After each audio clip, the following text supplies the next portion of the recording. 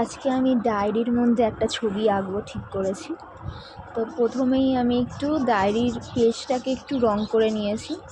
আর প্রথমে আমি কিচ্ছু এঁকে রাখিনি, দেখতেই পাচ্ছ ডায়েরির পাতাটা পুরো খালি রয়েছে।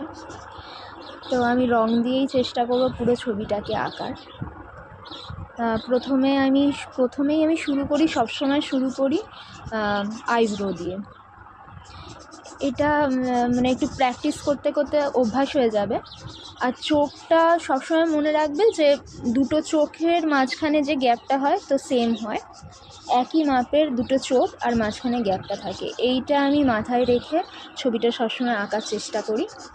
তো যেহেতু আমি কিছুই এঁকে রাখিনি, তাই জন্য আমি চেষ্টা করেছি পুরো রঙটা দিয়েই, পুরো জল রং দিয়েই আমি আঁকার।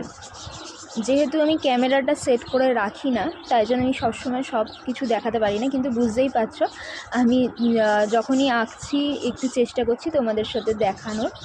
কিছুই এঁকে রাখিনি, চোখটা আমার মতন করে যেরকম ইচ্ছা আমি এঁকেছি।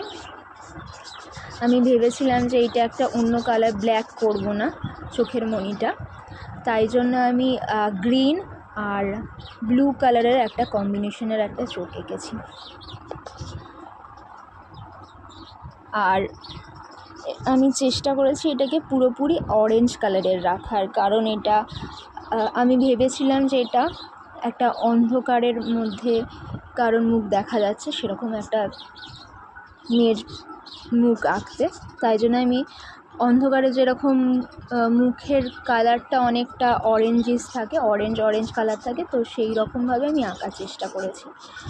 আমি যেহেতু অন্ধকারের একটা দৃশ্য আঁকবো হয়েছি একজনের মুখের, তাই জন্য আমি ব্ল্যাক করে দিলাম পেছনটা। ব্যাকগ্রাউন্ডটা যেহেতু আগে থেকে কিছু করা হয়নি, তাই আমি ব্ল্যাক করে দিলাম।